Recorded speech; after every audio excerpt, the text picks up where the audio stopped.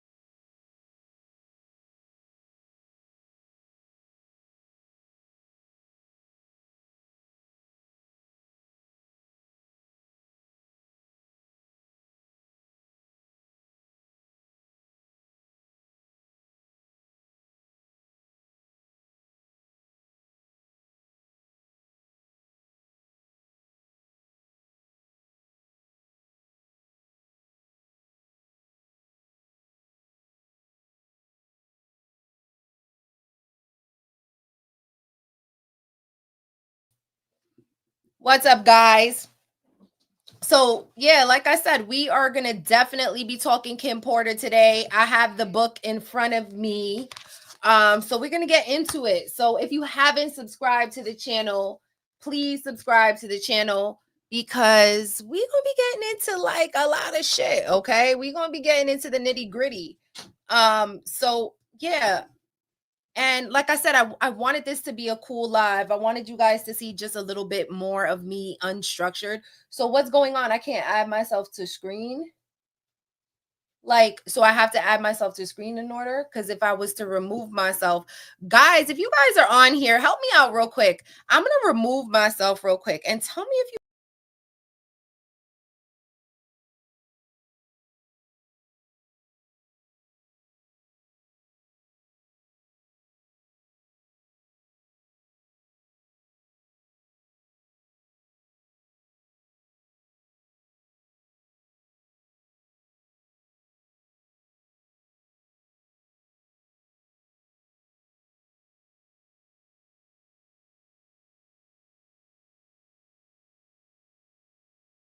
add myself to screen again because I'm not sure if you guys can hear me or not. So add myself to screen again. Okay, hold on. If you guys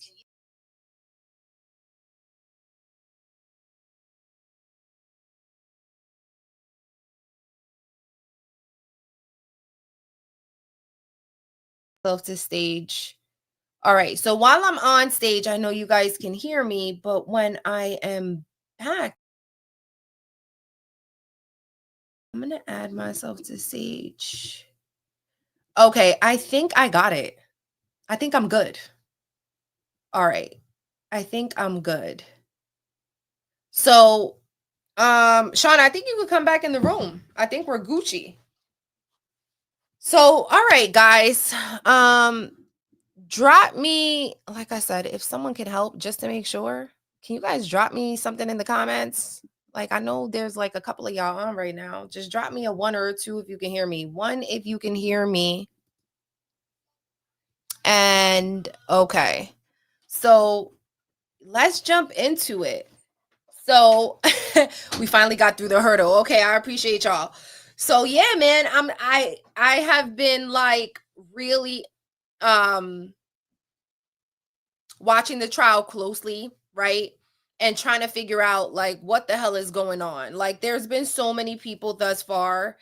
Like for example, Cassie. And like I said, I got my husband here. He's like a non-Diddy person. Like he's not into this Diddy shit. So we have him here so like I can speak in layman terms, you know what I mean? And I think one of the biggest things for me is like this trial is like a trial of a lifetime. There's like YouTubers who got beef and shit. Like I seen Tisa Tells out there. Shout out to Tisa Tells. I seen Gene Deal out there. I've seen so many people just making appearances. We seen Kid Cudi come through. We seen Cassie come through looking glorious. She was pregnant. Now she just recently had her baby. She had a baby boy. Shout out to Cassie. But yeah, there's a lot of things going on. And I think why I wanted the purpose of this was to kind of get to the book, right? So Kim's Lost Words, it's like one of the most, I would like to say to myself, like banned books. It's no longer available on Amazon. I actually purchased it from Amazon. Now, the writer of the book is a friend of the show. He's actually been on this show quite a couple of times. So shout out to Chris Todd. Chris Todd is like I said, a friend of the show, and I really do fuck with him. And from my insight on like everything that I spoke about with him regarding this book, because the biggest question I think ever was like, where did this book come from? Like, was this truly Kim's book? We have a lot of her friends saying like, yeah, no, she never would have wrote in a book. She was she was loyal to the bone. She would have never done that. And I don't believe any of that shit. And I'm going to tell you why. The reason why I don't believe any of that shit is because you don't know what your friend would do when they fear for their life. Like people act completely different when like shit that has never happened to them happened to them. And I'm just going to like use the example of like day 26 going on Vlad TV. Okay. Day 26 went on Vlad TV and Q was crying. Okay? Like literally crying when it had to do with him talking about his experience with making the band. Like, did everybody like forget about that clip? Like, he was literally crying and saying that he now suffers from like mental health issues because of Diddy, because of what he experienced. He even went on to say like sacrificial shit. So why is it that we can't believe that Kim Porter could have possibly allegedly wrote this book, right? And just never told a soul? Even though we all still believe she told Kimora Lee Simmons allegedly, but that like that's just one of the things that I feel like, you're going to tell maybe that one good friend that you trust. And it's definitely not going to be the friend that was like the nanny and probably Diddy had his hands into. She had to make sure that this person was definitely anti-Diddy. And we all know Kimora was anti-Diddy since Diddy basically yelled at her at a club one day or at an event and she was pregnant and she told Russell Simmons, and Russell Simmons basically told Diddy to apologize, and Diddy got on his knees and apologized. There was that story. So we know that Kimora wasn't with the shits when it came to Diddy. So I believe, shout out to my husband, he's on the 1 and 2s today. I really do believe that this book has merit. And like I said, you guys can challenge me in the comments. You guys, I'm open to criticism. I'm open to other people's opinions. Like I'm really here for that shit. But like I was like, yo, I gotta read this book on live. Like I have to. Like it's important. So let's get into it. Let's do a quick chapter, right? Let's see where we are. Well, these chapters are really short, guys. So let's do 2 chapters and then we'll take a break and then we'll chit chat. All right. So chapter 1 is the introduction. There are 19 chapters and the book is 60 pages long. So it's a really short book. So let's get into it. If you're now joining, be sure to like, comment, and subscribe, all that good stuff. And like I said, if you guys want to support the channel, feel free to send me a super chat and let's get into it. Soon after high school, I started landing modeling jobs. I couldn't believe it. It was all happening so fast. I met my husband, the father of my oldest child, and one of my closest friends in life, I'll be sure. It was a whirlwind of romance. I was only 19 when we married, and no, it didn't work out.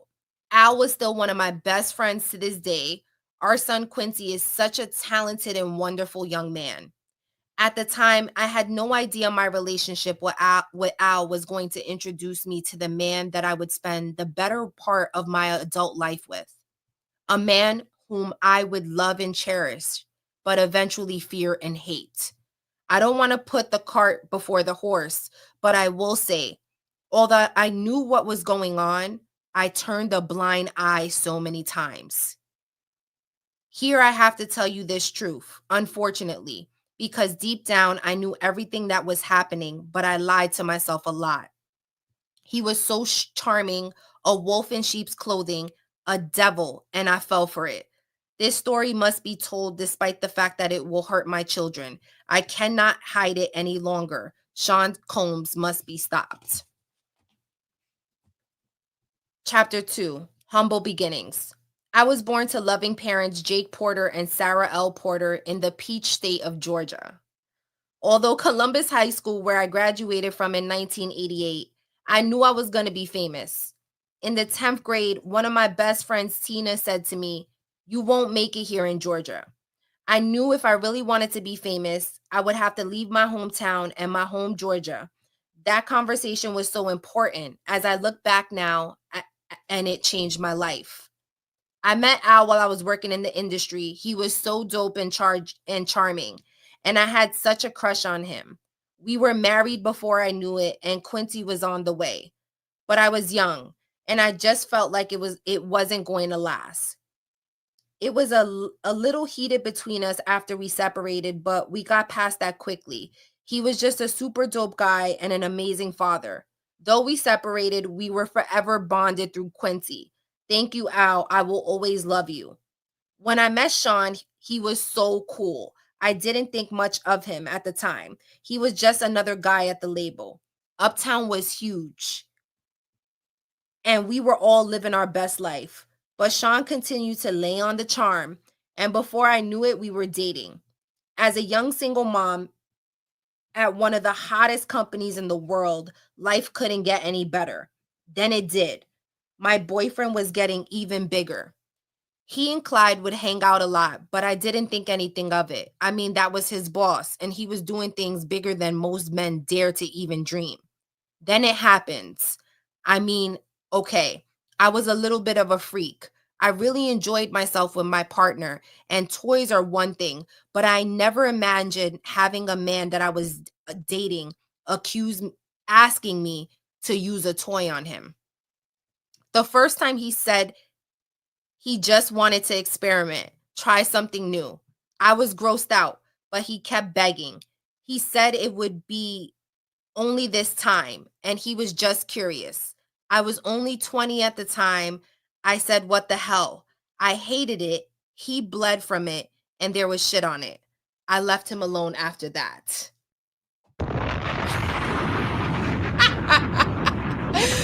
Guys, I'm laughing because like my husband is here listening and doing the 1 and 2s, and he's like grossed out. So what do you think about that? I know it's lots of ayos. This is crazy, and this is only chapter 2, guys. Only chapter 2.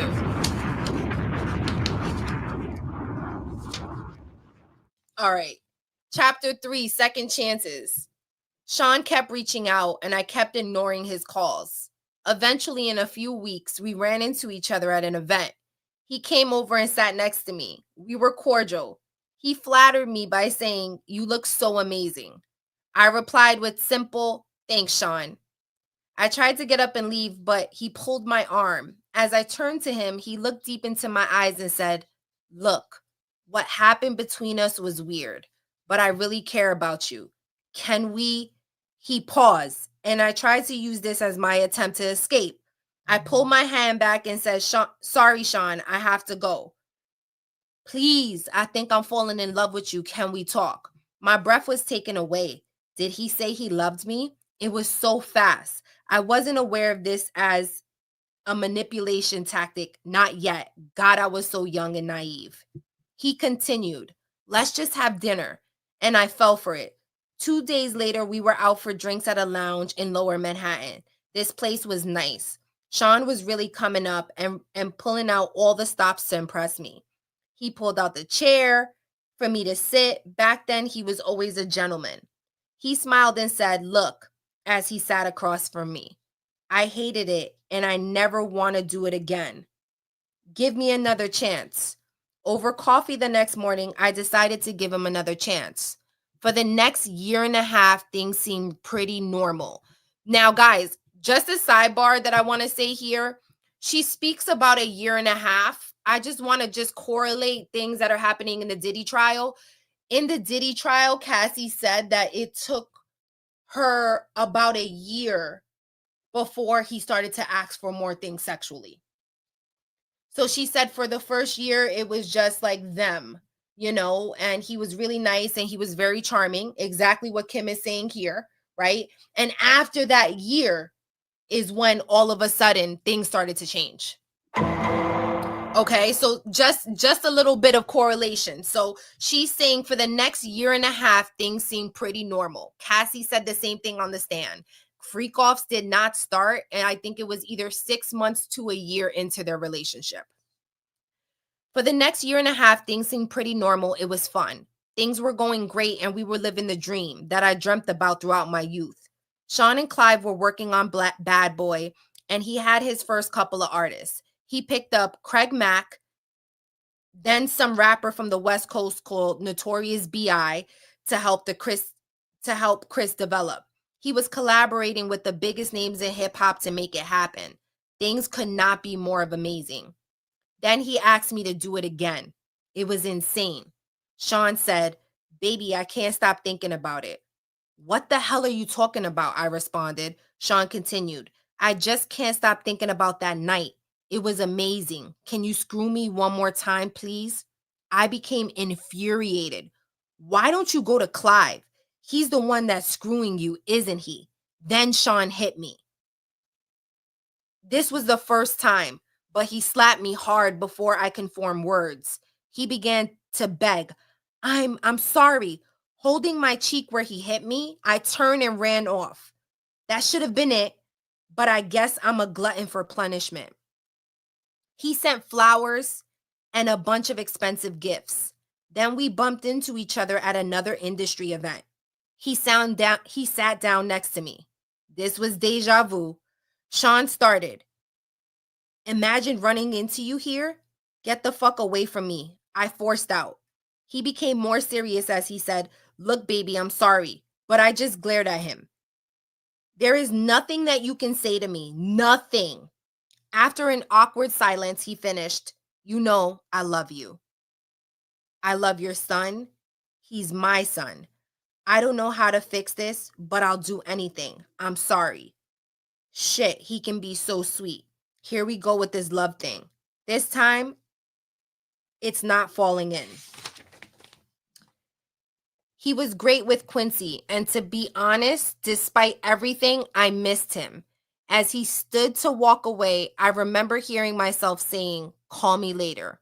What the fuck is wrong with me? Okay, guys, so this is the first time that we start to understand the whole Quincy thing. So Quincy is her son with Al B. Shore. This is not Diddy's son. So at this time, she had broken up with Al B. Shore. They have a kid together, and now she's dating Diddy. This is the first conversation that she's saying he is great with Quincy. Now, if you guys don't know, let me put the plug in right now. I just did a video that dropped on my platform today. Check it out. It is what people are saying in the industry. Specifically, Freddie P from Making the Band just did a video on Art of Dialogue talking about what he knows to be true because he knows somebody that is close to Quincy, right? That he knows to be true that Quincy may be in a relationship with Diddy, allegedly. Okay. Now, hold that thought. Keep that in the back of your head. Once this video's done, go watch that video, hit that like button, hit that subscribe button, and make sure you throw on those damn notifications because I'm giving y'all all the tea. Okay. So we are moving into chapter 4. All right. Chapter 4 is literally one page. Sean arrived with flowers in hand. He wanted to see Quincy. He was so good with him, and Quincy ran over to hug him. I felt my heart melting. He asked Quincy, "How you doing, Tiger?" Quincy looked so innocent as he responded, "I'm good. I miss you." Sean's response sounded genuine. "I miss you too. We'll hang out tomorrow, okay?" "Okay." Sean gave him a little love tap on the butt. "It's bedtime," Quincy replied. "Okay, good night," as he turned his head towards his bedroom. Why was this man slapping him on his butt? That is weird. You see, I don't know, guys. Is it just me? But like, if somebody would have did that, like somebody that is not that guy's fault, like not that person's father, and now, like, you gotta be careful with even that. But I'm just saying, like, you're just gonna let a random kid just give a smack on the butt? Like, I felt like that's like red flag 15 at this point, Kim. Like red flag 15 is like, yo, the red flag. First off, red flag number 1 is he's asking you to put a dildo on and give it to him. Take that. This is not funny, guys. I'm just laughing because Diddy's such a fucking villain. All right. So let's get back into it. Here was the man I fell in love with, but what was I thinking? Shit, not only does he want butt plugs, he slapped the shit out of me. So why am I still talking to him? They say that love is blind, but is it stupid too? As Quincy left, Sean looked at me and smiled. "Baby, let's go have some fun. The babysitter's on the way. I just want to show you a good time." I was so mad at myself for melting as I say, "Okay." We sat on the couch laughing and genuinely having a good time when the doorbell rang. The babysitter had arrived, and so we left. As we exited the house, a big man climbed out of the limo and opened the door for us. He wore a sharp suit with a gun noticeably tucked under his arm. I thought to myself, he could have made it invisible, or did he want me to see it? Despite my reservations, Gene was a sweetheart. He was very courteous and polite, and he tipped his head and said, "Good evening, ma'am." Gene drew a smile out of me as I responded, "Hello." Gene and I would see each other a lot after this day. And she's talking about Mr. Gene Deal. So that was Diddy's security guard back in the day. Chapter 5, Sean kneels. The years passed, and thankfully we didn't have many bad arguments. Although Sean was strangely getting into voodoo, he would put curses on people, and I wasn't sure how to respond to that craziness. My problem as a single mother was I wanted to be married. He always had excuses and delays when it came to committing to marriage. His label was blowing up. Biggie dropped, and it was just about over. He also signed Mary J. Blige, and of course, when I found out he slept with her, we fought. Now, y'all know that there like is allegedly a sex tape or X tape with Mary J. Blige and Diddy on it. That's what they're saying on these internet streets, guys. I'm not saying like that's what they're saying. They're saying that Mary was allegedly down with the freak offs. I'm not sure. So this is crazy. Now y'all see what I'm talking about? You see how like a lot of this book is correlating with things that are happening or we know to be true? All right, so let me get back into it.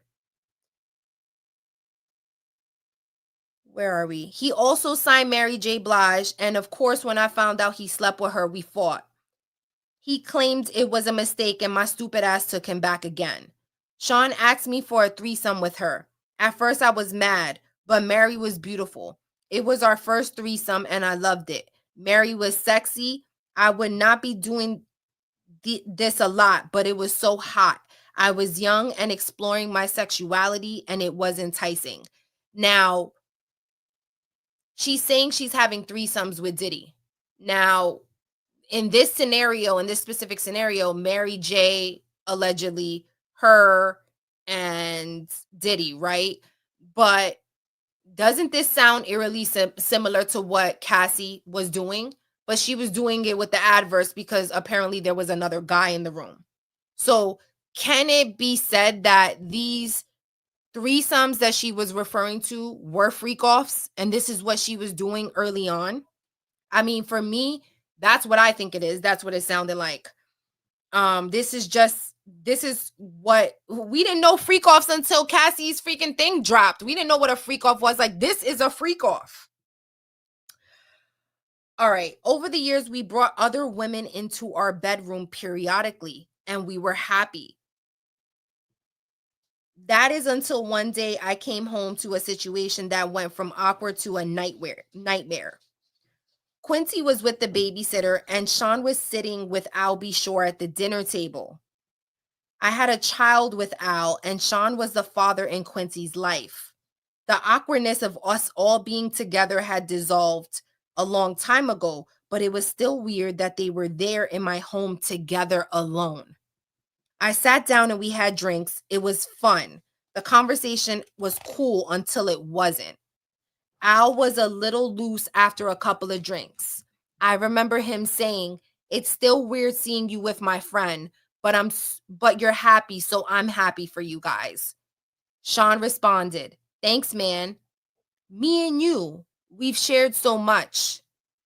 Al replied coolly, "Word." The conversation took an odd and awkward turn when Sean said, "We all been together sexually, but not together." I was shocked for a moment as quietness lingered in the room. I asked, "What do you mean by all together?" Al shifted uncomfortably, but Sean didn't seem to hesitate. "You know how we do, sometimes invite other people into the bed?" I couldn't believe it. "Oh, hell no, Sean. This is my son's father. Al, say something." What Al said was mind boggling. "I don't know. It could be kind of hot. I miss you in that way." Although I couldn't believe Sean would do this, the truth was I still cared about Al, and this could be very hot. What did she say? Wait, I still cared about Al, and this could be very hot. I just didn't want it messing up my relationship. And if things became awkward, how would it affect Quincy? So I asked, "Are you both sure?" I imagined both of them inside of me. I knew this would be awkward sexually. There would be some bumping of genitals. But what happened next? I could have never imagined in my wildest dreams. Now, this is the part that, if you guys don't know what happened when this book dropped, this is the part that actually got my friend Chris Todd into some trouble. Shout out to Chris Todd. But I will say, just to be fair, he definitely X'd out a lot of stuff here. He doesn't say actually what went down, and I'm gonna just give it to you verbatim. He said, "I couldn't have imagined in my wildest dreams Al XXXXXXXX. I couldn't believe it. I stood there in shock, but when Sean XXXXXX, I ran out the room. This was too much. I couldn't. Sean called out to me, 'Oh, come on, Kimmy.' They didn't chase after me. They both XXXXXX. Okay. So we can use our wildish imaginations about what a man would be doing to another man, but this is the part of the book that I'll be sure contests. And I mean, why wouldn't he contest it, right? Because it has him looking in a crazy light. But this is I'm telling you, can you believe that this is all in this little book? It's crazy. And like I said, guys, my husband's here. This is the first time that I'm sure he's listening to this book being read. All right. So we're moving on. It says, I couldn't get the image out of my mind. I couldn't be with Sean for a while after that. But that wouldn't be the last time I saw Sean in a compromising position, not by a long shot. One day, I found the vault where he kept all of his encounters with men. Yes, he kept a record of it, but that's for later. So, very, very interesting. Another interesting tidbit is that she said that there was a vault. Now, in Diddy's case currently, we have seen pictures of Diddy having what was like what would you call those, like vaults or safes. Exactly, they were safes. So he had safes where he kept, and guys, this is not shit I'm making up, all right? This is all stuff that's happening in the trial right now. They found in a lot of the safes that he had sex toys. They even found I think they said that they found women's heels. We don't know if Diddy was wearing them. I swear to God, they were like stilettos. Okay. So they found stilettos. It was crazy. It was absolutely crazy. Yeah, I can't imagine. I can't imagine what the hell is going on. But all right, so that is the end of chapter 5. But again, just one more thing that I feel like is so true. With the case right now, currently, that Diddy is undergoing federal investigation for X trafficking, they said that they found safes with stuff inside. Okay. They haven't even touched on in the case currently any of the sex tapes that were found. Nothing of that has come out as of yet. But I found it very interesting that she said, I found a vault where he kept all of his encounters with men. Yes, he kept a record of it, but that's for later.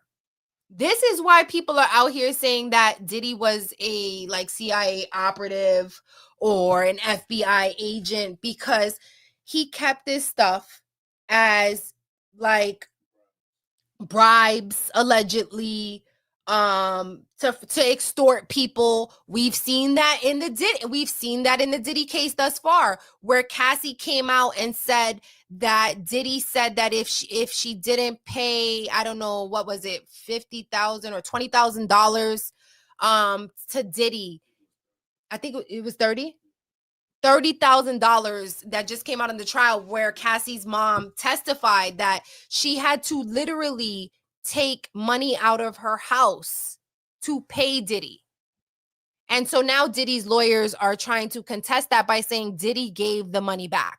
But after you've already given the money and you told somebody that if you don't give me this money, I'm going to expose your daughter's sexual activities, and like, once you've already done that action, it's a wrap. It's extortion. Regardless if you're like giving the money back. Supposedly Cassie's mom said that she got the money back within 30 days. But I really do think it's because he didn't think that she was going to pay for it. Yeah, I definitely think she didn't think that. All right, so that is chapter 5. So let's see where we're gonna go to, because I think I'm gonna take a break and then I'm gonna come back to live, probably. I think that's fair. So, and then you guys can, because right now we've done like chapters 1 through 5. Well, that's cool. So far we've done like chapters 1 through 5 of the Kim Porter Lost Words book. And yeah, I think we are going to definitely let's do this chapter together, guys, and then we'll start chapter 7 later on tonight. So what that means that this video is going to be chapters 1 through 6, and then we'll start chapters 7 and so on later on tonight. You guys can catch me on live. So that means get your notifications on, get all of that on so you can get this tea. Like we're doing book club, guys. It's legit book club, because not only are we just reading the book, but we're also talking about shit that's happening currently. It's informative. So bring your vino, your cannabis, your coffee, whatever it is. Bring it back tonight once the kids is all tucked in and you're done, doing your thing. Come back. But let's get into chapter 6, okay? Chapter 6 is a very interesting chapter. It is titled Pac. All right. Biggie took over East Coast hip hop, and Sean was the brilliant mind that orchestrated it. He hired people to teach Chris how to flow and how to write his lyrics. I don't believe that, but okay. He hired the best producers to do the beats, although he took credit for them. And the music was unstoppable. At this point, Sean was sleeping with all the power players, and everyone that wanted to do music wanted it to be Bad Boy. Sean wheeled and dealed in a way that would have been unthinkable to many. He slept with the guys that really controlled the music to stay on top. A lot of the names average people have never heard of. These are the guys that make the decisions on who is winning and who is not. He hosted parties that were just a fancy name for orgies, and everybody wants in. Oh, you mean freak-offs?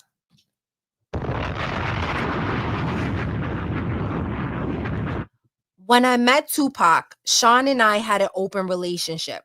And yes, I slept with Pac. Shit, he was sexy. Sean didn't mind. Well, not until he tried to get Pac to join the both of us. Pac was not good with that. This is where the relationship became strained. Tupac wasn't going to accept Sean's advances. Pac wasn't gay, and he was pissed about the advances. We were all in Sean's house. I was drinking, they were smoking, and everyone just was relaxing. Sean came in on what I'm sure he would call a smooth approach. My baby is bad, isn't she? Pac threw me a sly smile. Hell yeah. I felt myself blush. Sean was now in full swing. You think you could hit it better than me? I couldn't believe he disrespected me in that way. I was not playing with my response. Sean, what the fuck? Pac came to my defense. Damn, bro, you ain't gonna do a sister that way. Tupac appeared upset behind Sean's words, but Sean went in for the kill regardless. I think my is bigger than yours. I bet I can make her come faster than you. What's up? Pac was appalled. What the fuck you talking about, ninja? I ain't trying to run no fucking train. Sean continued. What you scared of? Let's see who F's better. Let her be the judge. Yes, and at this point, we had been inviting others into our bed for a while, but I'm not used to and will not stand for no disrespect. I wasn't the only one upset. Pac shouted, Ninja, you talking about pulling your effing dick out around me? Sean was undaunted. What, you scared? Tupac simply left. Things were contentious since then. The two could not be in the same room. Pac avoided me as much as he did Sean. When they did bump into each other, the tension was palpable. It felt like blows could be thrown at any moment. Months passed with only the tension between them. It was uncomfortable, but nothing life or death. Then one day while we were at the studio, it happened. I walked into the office and Sean was having a conversation. The conversation. Sean sat across from Jimmy Henchman. Pac, don't leave the fucking studio alive. I don't think I was supposed to hear it. I continued as if I didn't. Hey, Sean. Good morning, Jimmy. They didn't seem to think I heard anything. I'm ordering breakfast, smiling. Sean replied, please let me get some eggs sunny side up with grits and an orange juice. I could see he was hungover. Good. I don't want him knowing anything. I don't know anything. If he just put a hit out on Pac, knowing something like that could be dangerous. Jimmy, apparently not hungry, said nothing for me. As he stood to exit the room, he said to Sean, let's make that happen. Then nodded to me and said, Kim, always a pleasure. With a wink to me and a nod to Sean, he turned and walked out. Jimmy was part of our intimate circle. I went on as if nothing was happening. I'll make the call now. I smiled as I left, hoping I wasn't white as a sheet. I wasn't in the studio the night Pac survived being shot. Thank God, from what I understand. Sean and Chris saw Pac at the studio after he'd been shot and did nothing. The way God works. After being shot, Pac made it to the elevator and tried to escape, but it stopped on the floor that Sean and Chris was on. When the doors opened, they saw him lying on the elevator floor, riddled with bullets. The fact that they didn't call the ambulance, although they saw Pac lying there, swimming in a pool of his own blood, would be all the evidence that Pac ever needed. He, of course, assumed they placed the hit, and Tupac is a soldier. This is not something that will ever be unanswered. Tupac didn't do well. He lost a testicle, but he survived. It was orchestrated, and Sean Puffy Combs was the orchestrator. Okay, guys, that is the end of chapter 6. Okay. And if you guys don't know, that's her talking about the first Tupac shooting that took place in the studio. What was the name of that studio again?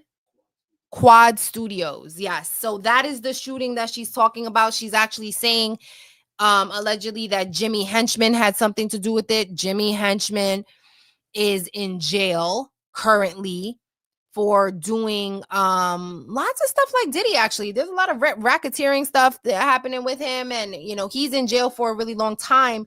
And there was actually some info going around the radio, well, not radio, well, TikTok recently, that years and years ago they approached Jimmy Henchman about Diddy.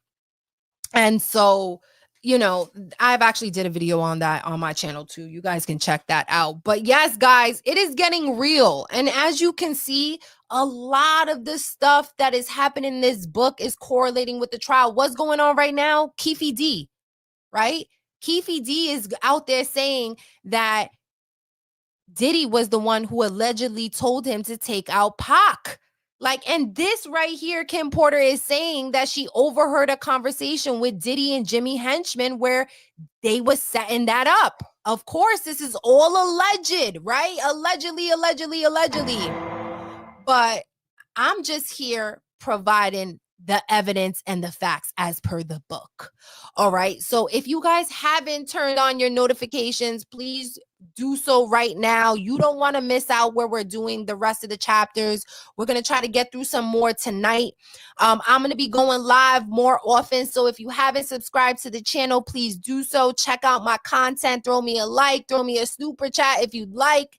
It's your girl, Zeta Lisa, and I will see you guys on the next video and the next live, which is going to be hopefully later on tonight. All right, guys. Bye. Drink, fuck it up, talk it up. Drink in my cup, pour it up. You heard it first. Let's quench your thirst. Ooh, mama, it's cocktail hour, so rock 'em up. Ooh, mama, it's cocktail hour, so pour it up. Pour it up.